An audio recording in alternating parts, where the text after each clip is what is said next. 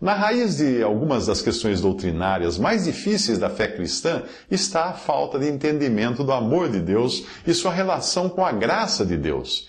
Existem aqueles, por exemplo, que declaram que o amor de Deus não iria permitir que algum pecador viesse a perecer ou ir para o inferno. Esse ensino é chamado de universalismo.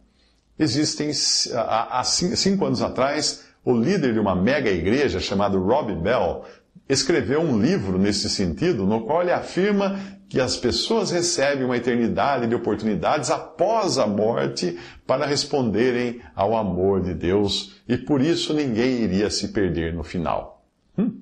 Do outro lado do espectro teológico, por assim dizer, estão aqueles geralmente conhecidos por hipercalvinistas, que afirmam que quando o Senhor Jesus disse a Nicodemos em João 3,16 que Deus amou o mundo de tal maneira, o que ele teria dito realmente foi que Deus amou o mundo dos eleitos e não todos os seres humanos. Sabedoria é, em parte, a capacidade de distinguir entre conceitos similares que diferem de maneira significativa.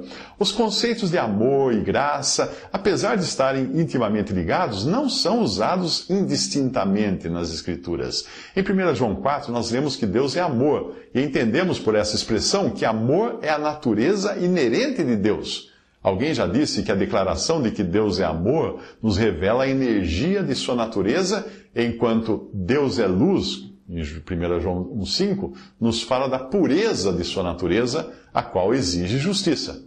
Exige a sua justiça. Eu acredito que seria correto declarar que o amor de Deus é a mola de toda a sua atividade no universo, começando com a criação e culminando na reconciliação de todas as coisas com base na infinita obra de seu Filho na cruz para tirar o pecado, a qual foi feita de uma vez para sempre na consumação dos séculos. Hebreus 9:26. A graça de Deus, por outro lado, é o meio pelo qual Deus, na perfeição do seu amor, executa os seus propósitos nas vidas dos pecadores perdidos e incapazes. A graça é eficaz porque Deus sempre cumpre o que Ele determina fazer por graça nas vidas de seus eleitos. Filipenses 1,6 e Efésios 2,10. Por mais difícil que possa ser compreender isso, esta graça nos foi dada antes da fundação do mundo, a nós que somos salvos. 2 Timóteo 1,9. As Escrituras não mencionam o amor de Deus como tendo esta particularidade, porque o amor é o motivo e o modo como ele opera para com todos, enquanto que a graça tem em vista a bênção eterna da alma individualmente, e a graça infalivelmente atinge a sua meta em conformidade com o propósito de Deus. Efésios 1, de 3 a 12. João Calvino escreveu sobre a graça irresistível. Mas já que esse termo possui uma conotação questionável, como se indicasse uma entrada forçada em alguém, nós podemos com mais precisão e cuidado falar da graça eficaz de Deus. Na verdade, dizer que a graça vence seria muito mais correto do que repetir o mantra universalista que diz que o amor vence, porque a graça é eficaz, enquanto que o amor é o que motiva a graça.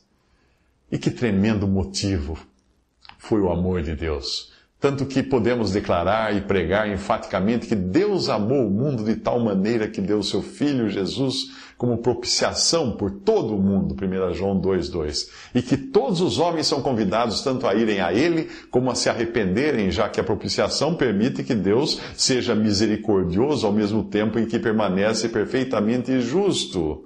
Quando pecadores rejeitam e desobedecem o chamado do Evangelho até o seu derradeiro fôlego, eles sofrem a separação permanente do amor de Deus e do Deus de amor.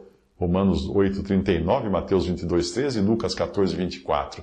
Todavia, o amor de Deus não fica comprometido ou diminuído por ele ter de julgar o ímpio, porque o seu julgamento é obra estranha, como fala Isaías 28:21. Portanto, tanto o universalismo quanto o hipercalvinismo são pontos extremos da discussão do amor de Deus e, por isso, nem valem a pena serem levados a sério.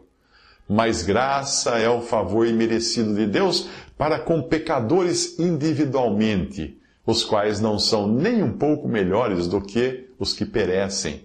E é por graça que Deus os escolhe, vivifica, salva e glorifica. O mais elevado prazer de Deus agora e sempre é o de glorificar a si mesmo na pessoa de seu Filho por intermédio de nós que somos salvos, que somos os beneficiários das riquezas da sua graça. E para que não nos tornemos demasiadamente ocupados com nossos próprios interesses e benefícios na questão de Deus agir em graça, lembremo-nos de que a redenção, a aceitação e a adoção do crente será ao longo de toda a eternidade para o louvor da glória da sua graça. Efésios 1, de 3 a 12. Isso foi traduzido do texto The Love of God, Limited, Universal or Misunderstood, de John Cope.